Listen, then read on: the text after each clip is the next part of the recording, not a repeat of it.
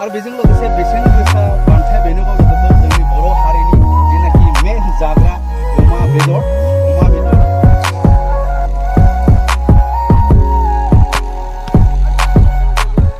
Hello लोगोफोर सिगांथारावनो आंनि बे समनि थान्दै इउट्युब चेनेलनिफ्राय बयनिसिमबो खुलुमनाय आरो गोजोननायखौ बावहरबाय।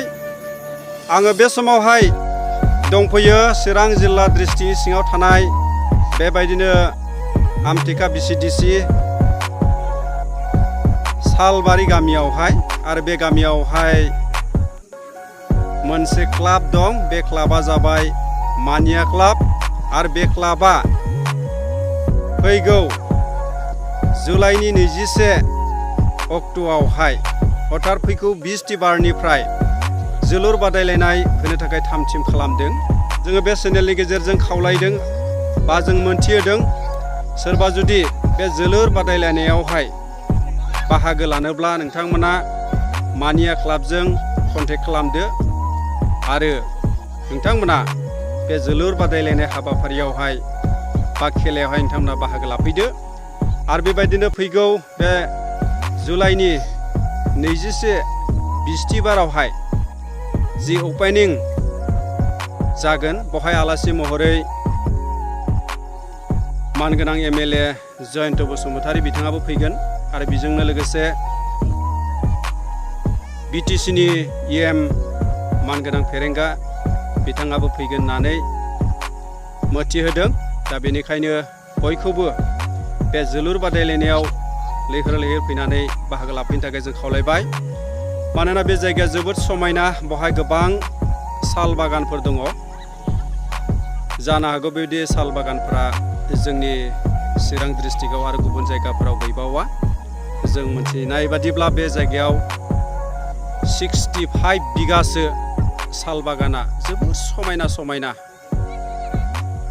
बिफांफोर दङ। नोंथांमोना बे जायगायाव खेलाखौ नायफैयोब्ला बे साल बागानखौबो नुनो मोनगोन।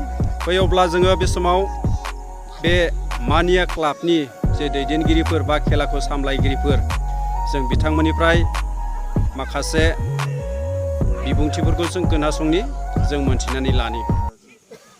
सिगांथारावनो इउट्युब चेनेल नायगिरि साफ्रोमखौबो हामबायहोग्रोनाय थाबाय। दा जोंनि चिरां जिल्लानि सिङाव थानाय आमटेखा VCDCनि सिङाव जोंनि सालबारि गामियाव मोनसे जोलुर बादायलायनाय खेला होनो थांगासिनो दङ।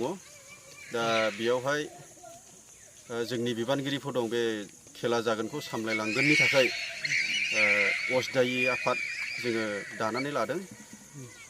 दा बे अस्थायि आफाद दानायाव जोंनि नैबे प्रबिन नार्जारि बियो प्रेसिडेन्ट, ओमफ्राय आंखौहाय जेम्स हाज'वारि होनना बुङो, आंखौ सेक्रेटारि दोननाय जादों। ओमफ्राय लोगोसे एडभाइजार जोंहा सासे दङ, बिथाङा बाहेरायाव दंहैयो, दिनै जोंजों लोगोसे गैफाया बेस्थ'नि थाखाय। दा जोङो जोंनि बे चिरां डिस्ट्रिक्टनि सिङाव थानाय बे आमटेखा VCDCनि सिङाव थानाय जोंनि सालबारि गामियाव मोनसे जोलुर खेला होनो थांगासिनो दङ। दा बे जोलुर खेला होनायखौ जोंनि साफ्रोमबो बर' रायजो राजाफोरखौहाय जोंजों लोगोसे मदद खालामफैगोनखौ जों आसा खालामदों। जोङो बे खेलाखौहाय इयुथ्स मानिया क्लाब होननानैहाय जोङो दाफुंनानै लानाय जादों। दा बे जोङो इयुथ्स क्लाबजों लोगोसे जोंनि सालबारि प्लास गोजोनफुरि JFMC कमिटि दङ। दा बे सिङावनो थानाय जोंनि बे क्लाबा, लोगोसे जोंहा JFMC कमिटियाव बे साल बागान जोंहा दंफायो। बेयो जोंनि चिरां डिस्ट्रिक्टआवहाय बुंनो थाङोब्ला मोननैल' JFMC कमिटि दङखौ जोङो खोनानो मोनो। मोनसेया जाबाय जोंनि सालबारि JFMC कमिटि साल बागान, बेजों लोगोसे ओरैहाय रानिखाथा JFMC मोनसे दङ होननाय खोनायो, दाबनैल' दङ। दा बेजों लोगोसे जोङो बे जोंनि चिरां डिस्ट्रिक्टआवहाय मोननैल' JFMC कमिटि बेबायदि दंफां लाइफां थानाय साल बागान बा गुबुन गुबुन दंफां बागान थानाय जोंहा नुनो मोनलिया। हिसाबैनो जोङो बे साल बागानजों लोगोसे जोङो बे जोलुर खेला नायफैनायावहाय जोङो बे समायना रमायना दंफांफोरखौहाय नोजोर होलांफागोनखौ जोङो मिजिंथिनानै बा नुफैगोन बा नायनानै थांनो हागोनखौ जोङो मिजिंथिदों आरो। आच्छा ओमफ्राय दा दे नोंथांमोना बेयावहाय खेला होनो थांगासिनो दङ दा बे खेलाया देरहानायनि थाखाय मा प्राइज दं एबा जेननायनि थाखाय मा प्राइज दं बेखौबो खिथाहरनो हागोन।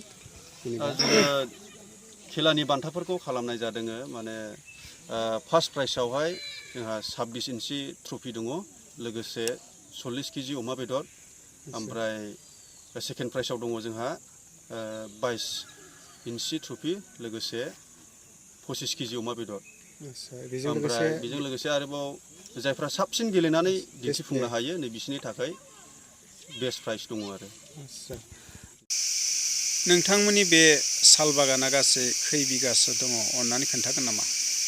साल बागानाथ' सिगां जोङो जेब्ला 2005आव जोङो सुनाय जादों लकेसन जों खालामदों बे समावहाय सिदा सिदि बे बागान थाथारनाय हाया 65 बिगामोन नामा? 65 एसे बावनाय बायदि जाबाय 65 मोन खोमादां।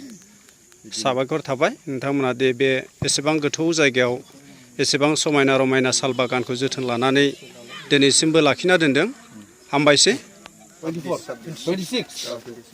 26 इन्सि ट्रफि दङ नै बेयो देरहानायनि थाखाय बेनिफ्राय रानार्स आपनि थाखाय नैबे बेयो बेसेबां 24 24 इन्च नै नोंथांमोना नायनानै लादो आरो बेजों साल बागानखौ नायनानै लादो नै लोगोफोर ओरैबायदि समायना जोबोद मोजां बर'नि आंगो गामि बे जायगाया जोबोद मोजां नै गिदिर गिदिर जाथारबाय साल बागाना जोबोद गिदिर गिदिर आं दिन्थिनो नोंथांमोना नायलांदो साल बागानखौ नोंथांमोना जुदि बेवहाय जि सोलिनाय फुटबल बादायलायनाय बेखौ नायफैयोब्ला बे साल बागानखौ नुनो मोनगोन जोबोद गिदिर गिदिर जाबाय आं दिन्थिनो एसे खाथियाव र'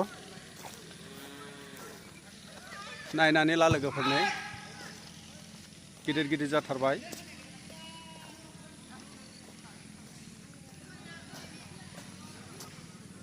नायनानै लादो लोगोफोर नै बेयो गासिबो साल बागान बहाय टटेलि 65 बिगा साल बागान दङ जोबोद समायना रमायना नोंथांमोना जुदि बे जायगायाव फैयोब्ला बे साल बागानखौ नुनो मोनगोन जोबोद समायना साल बागान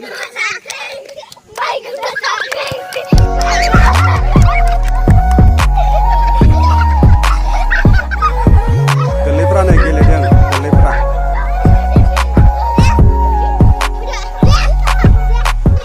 मा नाम नोंसिनियालाय मा नाम नोंनिया मा अनिथा नोंनियालाय माथो नाम सुजुलि नोंनियालाय नोंनियालाय अनामिका नोंनियालाय नोंनियालाय नोंनियालाय नोंनियालाय ग्रेसिया ग्रेसना मोजांथार नामा गासिबो स्कुलाव थाङो दा दे मोजां फराय दे नोंसोरबो बल खेला नायगोन दा बल खेला जाबा नायगोन दा दे